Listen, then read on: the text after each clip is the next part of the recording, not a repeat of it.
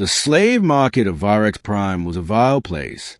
The crowd roared with hunger, waving credits and tokens, eager to purchase the strongest warriors, the rarest beasts, and the most exotic creatures. And then there was him, a lone human male, chained to a stone platform, shoulders bruised, face sunken, his dignity buried beneath layers of dote and mockery.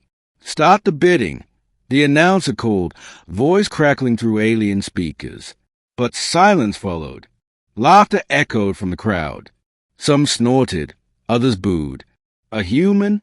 Who would want that? He'll snap if you breathe too hard on him. Too fragile, too soft. Might cry if you look at him. The auctioneer forced a grin. Opening bid, 10 units of iron. A child alien threw a pebble at the man's feet. "I bid a rock. That's what it's worth." More laughter. The announcer hesitated, tapping his MIC 10 units. "Anyone?" Nothing. The human, whose name was Elias, didn't flinch. He kept his gaze low, eyes shadowed by black strands of matted hair. But inside, something twisted, not from the insult, but from the sting of being unwanted even as a slave. Suddenly, the crowd began to stir. A royal banner flew high above the platform, carried by tall armored guards. The air shimmered with heat as a golden carriage glided through the crowd, stopping just before the stage. The auctioneer's voice cracked. That's the Queen of Alzari." The whispers spread like wildfire. The Crimson Queen herself. She never comes to these markets. She rules half the galaxies. What's she doing here? Elias dared to lift his eyes. She stepped from the carriage like a shadow given form. Skin like molten obsidian, eyes glowing with a crimson hue, and a regal presence that made even the air still. The queen's crimson armor gleamed in the alien sun, her long hair flowing like liquid night behind her. She walked up the steps. Every alien bowed, even the auctioneer sank to his knees. The queen surveyed the offerings without a word. Her gaze swept over beasts, warriors, androids, then paused. On him. Elias looked back, not with hope, but with confusion. The announcer cleared his throat. "Why, your majesty, surely this one is beneath." Her voice was low, powerful. "I want him." Gasps broke through the crowd. "What? Him?" The auctioneer stammered. Of course, your majesty. But if I may I ask why?" She turned slowly toward him, eyes narrowing. "Do you question my will?" He dropped flat on the platform. "Forgive me, my queen. He is yours, of course. For free." "No," she said firmly. "I will pay."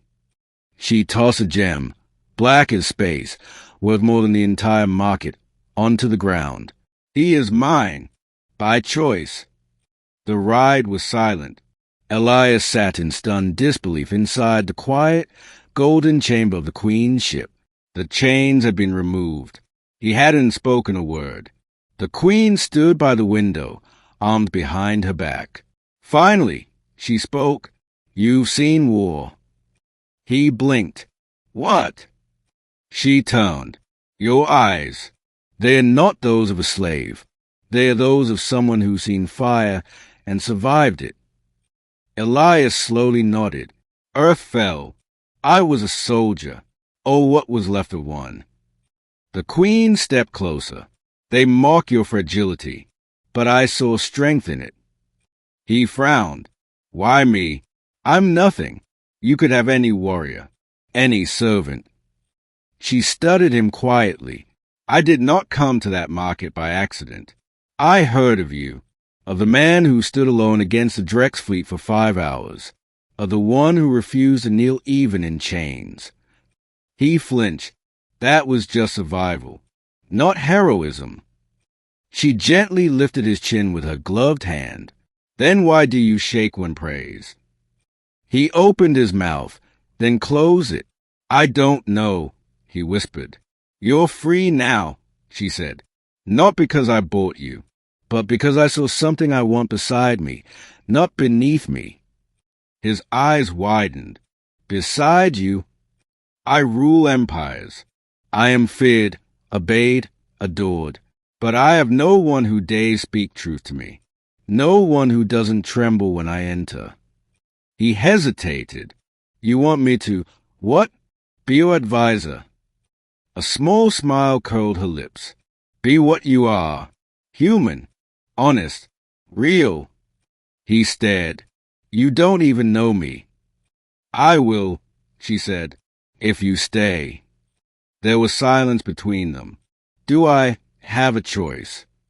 The Queen stepped back, her face unreadable. You always did. They just tried to take it from you. Weeks passed. Elias no longer wore chains. He dressed in fine but simple clothing, walked halls filled with starlight and stone, and stood beside the Queen as her people learned his name. Some resented him. Whispers followed him, but others began to see. He spoke his mind. He offered insight no general dared to voice. He told her when her plans risked lives unnecessarily, and she listened. One day, in the gardens of a palace ship, she sat beside him, her armored gloves off, hands bare in the starlight. I could conquer galaxies, she said, but never peace. Elias looked at her. What stopped you? Her eyes met his. You. He felt his heart pound. Why me? He whispered again. This time, her answer was simple. Because when I said, I want him, I didn't mean to own. I meant to choose. And no one ever told me love could feel like freedom until I met you.